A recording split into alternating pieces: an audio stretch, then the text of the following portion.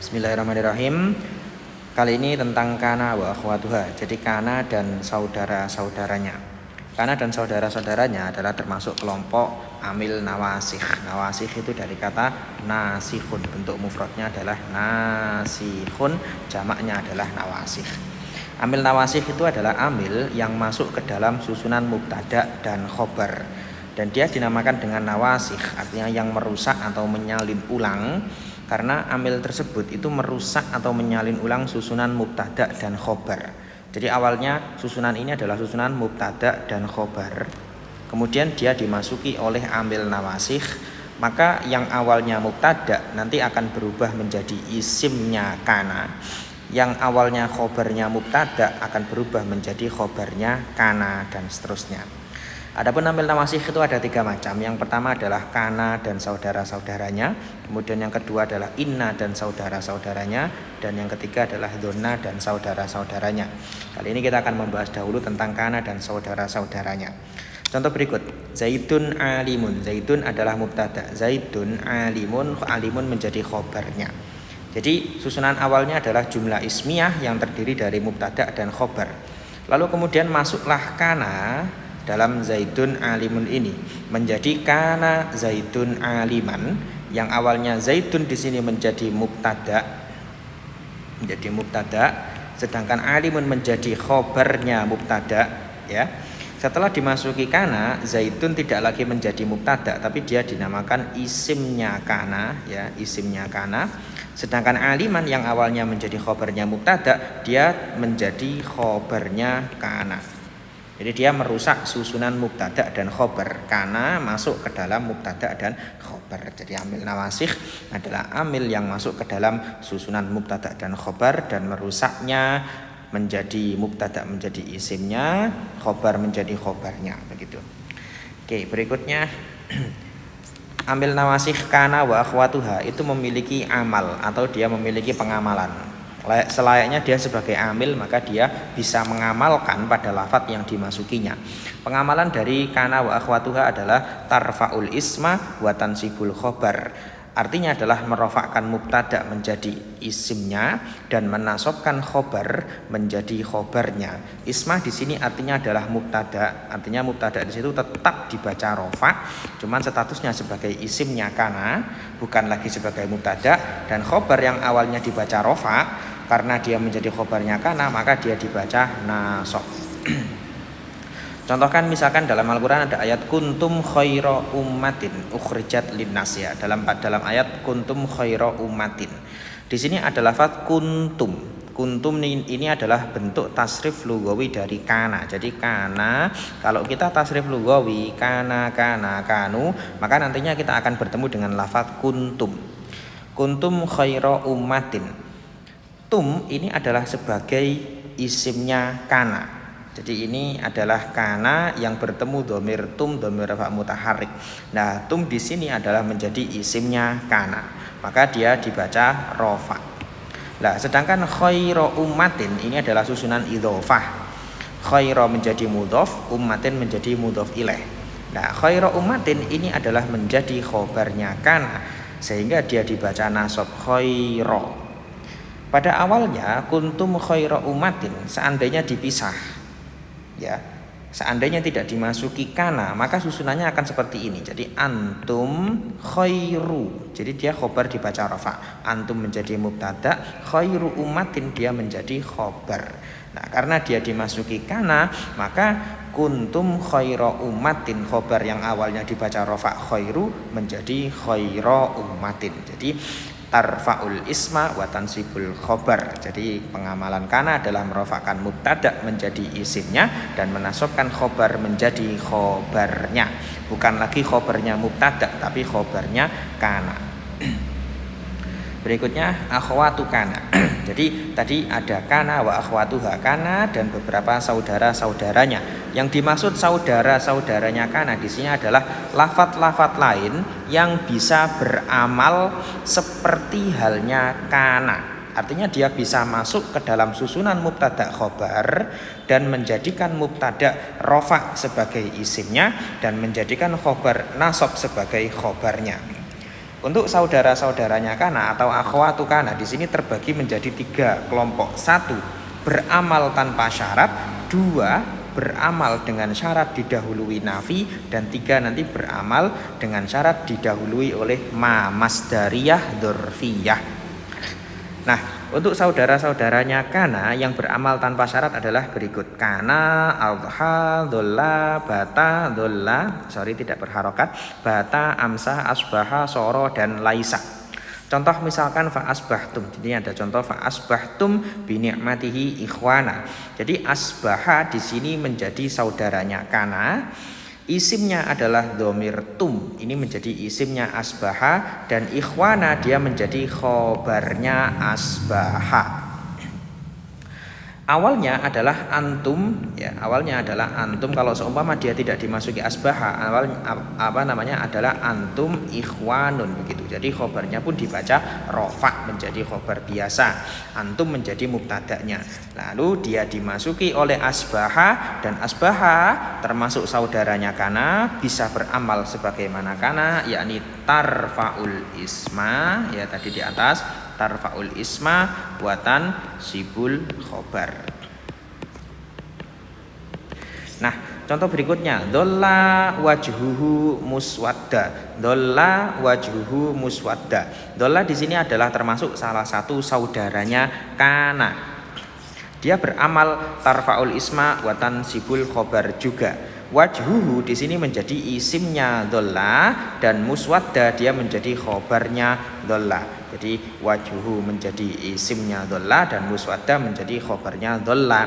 Dia khobar yang dibaca nasab karena dolla, termasuk saudaranya kana yang menasobkan khobarnya.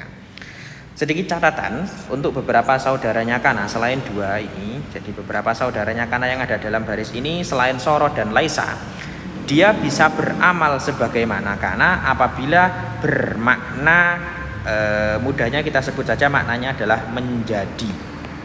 Jadi meskipun dolla seharusnya secara makna bahasa kita ketahui maknanya adalah berteduh, ya.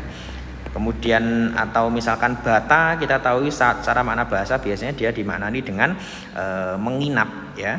Tapi ketika dia menjadi saudaranya kana yang beramal tarfaul isma wa tansibul khobar, maka dia bermakna menjadi. Maka fa asbahtum bi ni'matihi ikhwana, maka kalian menjadi saudara bi ni'matihi dengan nikmatnya Allah. Dolla wajhu muswadda, dolla menjadi, jadi wajahnya menjadi muswadda, hitam. Jadi kita terjemahkan dengan menjadi selain soro dan laisa. Untuk soro dia maknanya ia sama menjadi soyruroh. Lah laisa di sini maknanya adalah nafi.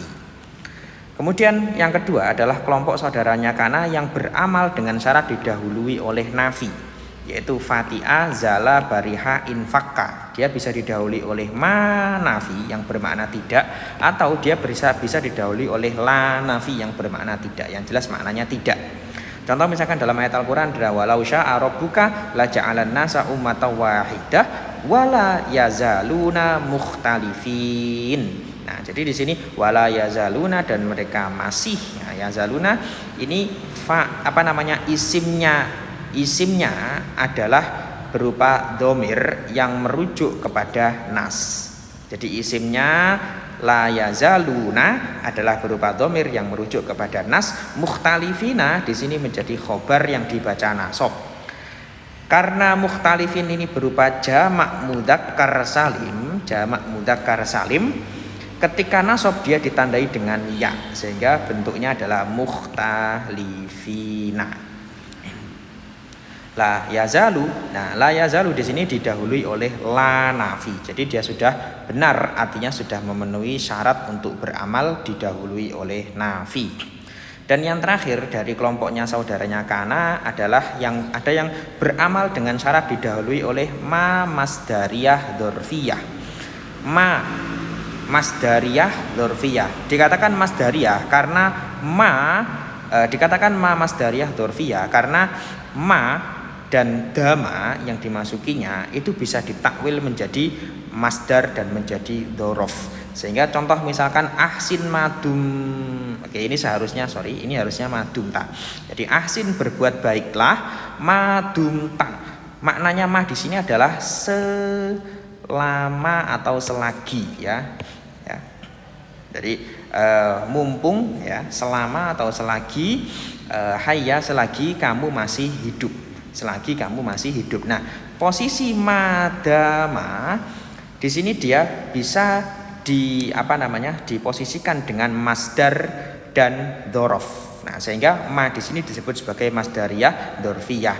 Nah, di sini muddah ini adalah dzaraf ya. Muddah ini adalah dzaraf, dawam ini adalah masdar dari dama. Jadi, posisi madama ini bisa ditakwil menjadi masdar dan dzaraf. Jadi ma tersebut itu bermakna selagi atau selama atau mumpung, yang di situ menjadi dzaraf keterangan waktu, ditakwil berbentuk muddah, muddata dawamika. Nah, sedangkan dama di sini ditakwil menjadi masdar karena dia bersamaan dengan ma, maka bisa ditakwil menjadi masdar menjadi dawamika, muddata dawamika hayya. Jadi intinya ma masdariyah dzarfiyah adalah ma yang bermakna dzaraf ya, dikatakan masdariyah karena ma dan lafadz yang dimasukinya bisa ditakwil menjadi masdar. Jadi disebut dzarfiyah karena ma itu bisa bermakna dzaraf, dikatakan masdariyah karena ma dan lafadz yang dimasukinya yakni dama bisa ditakwil menjadi masdar. Jadi oke, nah berikutnya adalah tam dan nakis ya. Untuk kana dan saudara-saudaranya itu ada yang berlaku tam, ada yang berlaku nakis. Tam itu maksudnya adalah dia tidak membutuhkan khobar. Artinya dia berlaku biasa, fi'il dan fa'il. Jadi dia tidak membutuhkan khobar. Dia seperti fi'il dan fa'il biasa. Contoh misalkan kana zaidun bimakna wujida. Maksudnya kana di sini itu bermakna wujida. Di mana wujida itu maknanya adalah ada. Kana zaidun, zaid ada begitu saja seperti fi'il fa'il saja. Artinya tam di situ sempurna dan tidak membutuhkan khobar, cukup dengan fa'ilnya saja. Zaid ketika kana berlaku tam dia menjadi fa'il, bukan lagi disebut sebagai isimnya kana. Oke, nah berikutnya nakis. Nakis di sini ketika dia berlaku nakis, yang dimaksud nakis adalah membutuhkan khobar. Artinya kana di sini tidak berlaku fi'il fa'il biasa, tapi dia berlaku amil nawasikh yang merusak susunan mubtada dan khobar. Nah, contoh misalkan kana zaidun aliman, dia awalnya adalah zaidun alimun. Zaidun, zaid, alimun adalah orang yang alim. Kemudian dimasukilah kana menjadi kana zaidun aliman ya, gitu ya. Zaidun yang awalnya menjadi mubtada biasa berubah menjadi isimnya kana. Aliman yang awalnya menjadi khobar yang dibaca rofa, khobarnya mubtada, berubah menjadi khobar yang dibaca nasab, khobarnya kana. Jadi intinya tam adalah dia tidak memiliki khobar dan berlaku seperti fi'il fa'il biasa. Nakis adalah dia berlaku sebagai amil nawasikh yang merusak susunan mubtada dan khobar, dan dia membutuhkan khobar. Nah berikutnya ketika kana berlaku nakis, dia adalah bermakna ittisaful musnad ilaih bil musnad. Artinya musnad ilaih yaitu mubtada itu bersifatkan musnad. Nah, contoh misalkan tadi dalam zaidun yang menjadi musnad adalah zaid, yang menjadi musnad ilaih adalah zaid, yang menjadi musnad adalah alimun. Nah, makna kana di sini adalah zaid sebagai musnad itu bersifatkan zaid sebagai musnad ilaih itu bersifatkan musnad. Jadi mudahnya kita bilang kana itu dalam susunan seperti ini dia tidak ada terjemahnya. Artinya dalam penerjemahannya zaid adalah orang alim, sama penerjemahannya dengan zaidun alimun biasa. Jadi sederhananya bisa kita katakan kana di sini tidak memiliki terjemahan. Atau kalau misalkan mau kita terjemahkan mungkin akan muncul makna hanya menjadi gitu ya, atau adalah gitu ya. Adalah biasa. Jadi intinya adalah zaid ini alim gitu. Jadi ittisaful musnad ilaih bersifatkan bil musnadi dengan musnad begitu. Nah, begitupun juga dengan beberapa saudaranya kana yang lain, adha, dolla, bata, amsa, asbaha. Secara asal kata dolla itu kita ketahui maknanya adalah berteduh, bata maknanya adalah menginap. Adha dia adalah dari dari asal fiil duha, ya. Amsa dari asal fiil masaun, ya. Kemudian asbaha dari asal fiil sobah. Nah, kemudian mereka ini semua asal fiil ini diikutkan wazan af'ala. Sehingga mereka bermakna masuk kepada asal fiil.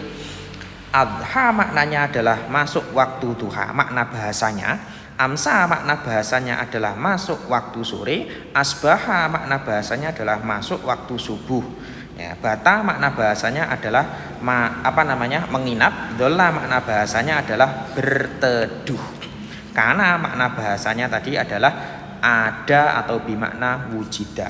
Lah, mereka ini ketika mau beramal tarfaul isma wa tansibul khobar atau berlaku amil nawasikh, dia tidak bermakna menggunakan makna bahasanya tadi, tapi dia bermakna ittisoful musnad ilai bil musnad. Maka meskipun dolla, meskipun bata, meskipun adha, amsa, asbaha, semuanya adalah maknanya menjadi atau adalah.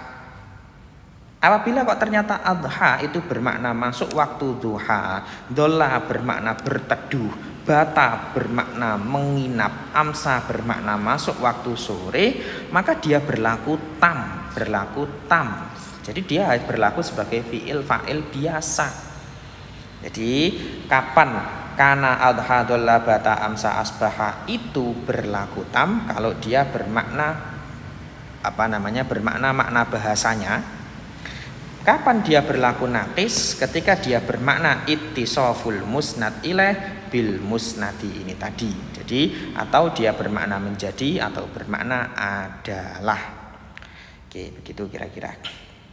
Maka tadi dalam contoh yang di atas, ya, dalam contoh ini tadi, fa asbahtum bi ni'matihi ikhwana dolla wajhuhu muswadda. Ini maknanya menjadi. Dolla maknanya juga menjadi. Tidak dimaknani sebagai asbahtum kalian masuk waktu pagi, tidak. Dolla tidak bermakna berteduh, tidak. Oke, next. Nah, berikutnya segot lain dari tasrifannya kana wa akhwatuha. Jadi karena kana ini adalah masuk kelompok kalimat fiil sehingga dia bisa ditasrif, ya. Maka segot-segot lain dari tasrifannya kana, baik itu mulai masdar, ya, ataukah isim fa'il, ataukah fiil amarnya atau fiil mudhoreknya, itu juga bisa beramal sebagaimana kana. Jadi tidak hanya kana saja, bentuk-bentuk lain itu juga bisa beramal, bentuk-bentuk lain dari tasrifannya kana dan saudara-saudaranya dia juga bisa beramal. Jadi di sini ada nazam wa kullu ma sarraftahu mimma sabaq mim masdarin wa ghairihi bil tahaq. Jadi setiap tasrifan dari kana dan saudara-saudaranya baik dari masdar atau selainnya itu bisa beramal sebagaimana kana. Nah, kemudian di nazam berikutnya di sini disebutkan beberapa contoh. Misalkan kun sodikon, jadilah kamu teman. Jadi kun ini adalah fiil amar, ya, dia fiil amar. Karena fiil amar maka dia fa'ilnya ini tersimpan berupa dhamir anta gitu ya. Nah, ini menjadi isimnya kun. Sodikon menjadi khobarnya kun. La takun ini fiil nahi, sama karena dia fiil nahi maka menyimpan dhamir anta yang di sini menjadi isimnya la takun dan mujafiyah menjadi khobarnya la takun. Kemudian wangdur li kauni musbiham muafiyah. Jadi ini berturut-turut, ada kaun sebagai masdarnya kana, ada musbiha sebagai isim fa'ilnya asbaha. Jadi kaun sebagai masdarnya kana dia beramal.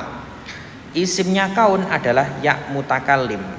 Jadi kauni aku gitu ya. Jadi ya mutakallim ini menjadi isimnya kana, menjadi isimnya kana. Musbiha ini menjadi khobarnya kaun. Nah, musbihah sendiri itu juga memiliki khobar, artinya dia beramal, khobarnya adalah lafadz muafiyah, ini menjadi khobarnya musbihah. Isimnya musbihah di mana? Nah, musbihah isimnya, jadi musbihah ini adalah kelompoknya isim fa'il. Nah, isim fa'il itu merofakkan domir, jadi dikira-kirakan ada huwa yang tersimpan di dalam isim fa'il musbihah. Nah, huwa ini tadi yang menjadi isimnya musbihah. Begitu kira-kira. Wallahu a'lam bishawab.